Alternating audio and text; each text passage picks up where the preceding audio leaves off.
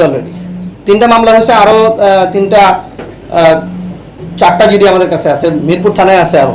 তো সবগুলাই আসে অভিযোগ। এবং এখানে একটা ইন্টারেস্টিং, আমরা তো মোবাইলে যখন দেখি যোগাযোগ কার সাথে হয়েছে, যখনই যোগাযোগ করতে যাই তখন যার সাথে যোগাযোগ হয় সেই বলে আমি ভিক্টিম।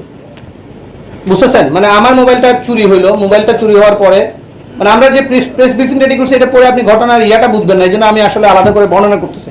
ধরেন আপনার মোবাইলটা নিয়ে আপনার মোবাইল ব্যবহার করে সেকেন্ড ভিকটিমকে ধরবে।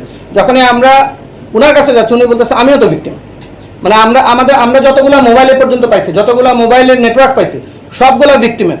এবং কেউ সামাজিক সম্মানের ভয়ে জিডি করে নাই, কেউ আমাদের কাছে আসে নাই, কেউ আসছেন সাহস করে 2-3 জন আসছেন দেখে আমরা এই তথ্যগুলো পুরোটা পাইছি। এবং এই আমরা পাওয়ার পরে আমরা যখন ছবিটা দিলাম বা এই ধরনের দিলাম তখন দেখা যায় যে, এবং আমি আপনাদেরকে বলছি যে প্যাটার্নটা হলো সব ভিকটিম হলো মিরপুর অঞ্চলে, এবং সবার সাথে যে সে মানে রেপ করছে এরকম না। আবার ব্ল্যাকমেইল আছে, পর্নোগ্রাফি আছে, আবার ইউজ করতেছে এগুলোকে যে হ্যাঁ তুমি আরও কিছু টাকা পাঠাও, আমি তাহলে তোমার ভিডিওটা ডিলিট করে দেবো। আমরা মোবাইলে কিছু ভিডিও পাইছি তার, এবং সেই টেকনোলজিক্যালি খুব সাউন্ড। জি সিরিয়াল রেপিস্ট যে বললেন এটা কত সংখ্যা, মানে এমন ভিকটিম কতজন আছে? আর এই পর্নোগ্রাফির যে ভিডিওগুলো যে সে করে সেটা কি একটা করে প্রশ্ন নেই, ব্ল্যাকমেইল করার জন্য করছে নাকি সেগুলো সামাজিক মাধ্যম বা বিভিন্ন সে আসলে আমার কাছে মনে হয়েছে মানসিকভাবে এতেই আক্রান্ত। আমি তো বললাম যে সামাজিক সম্মানের ভয়ে অনেকে আমাদের কাছে বলতেছে। আপনারা তো তাকে জিজ্ঞাসাবাদ করেছেন, মানে হ্যাঁ, কেন হচ্ছে আসলে এই ধরনের কাজে, মানে শুরুটা কিভাবে দাঁড়ায় সে পর্যন্ত কোনো কিছু স্বীকার করেনি। ভিডিওগুলো কি বাজারে ছাড়তো নাকি সোশ্যাল মিডিয়ায়? বা এখন পর্যন্ত এই ধরনের কোনো তথ্য আমাদের কাছে নাই। ওর কাছে মোবাইল আছে ও করার জন্য, মানে ব্ল্যাকমেইল করার জন্য। কতজন ভিকটিম এখনো পর্যন্ত আপনাদের? বারবারই তো বলতেছি 10 জন ভিকটিম পাইছি। ও বলতেছে এই কত দিনে 13টা করছে, ওইটুক কথা স্বীকার করছে। এবং সবাই হয়তো ধর্ষণের কথা স্বীকার করতেছেন না, সামাজিক সমান তো আছে সবারই। সবগুলো মেয়ের বয়সই দেখা যাবে, ভিকটিমের বয়সই দেখা যাবে হয়তো 18 থেকে 20।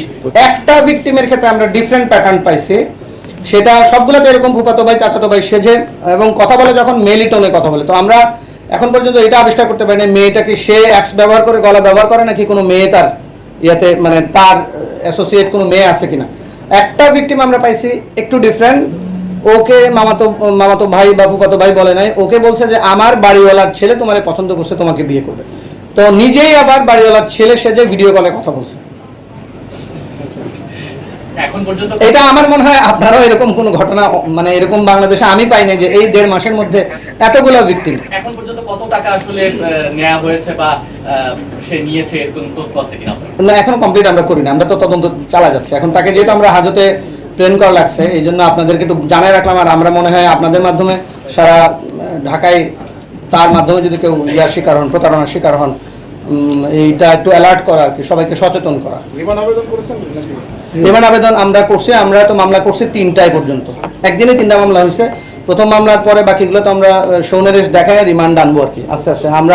আমরা তার সাথে কথা বলবো, আরো লম্বা সময় কথা বলবো, কারণ আমাদের অনেক প্রশ্ন জানা বাকি আছে।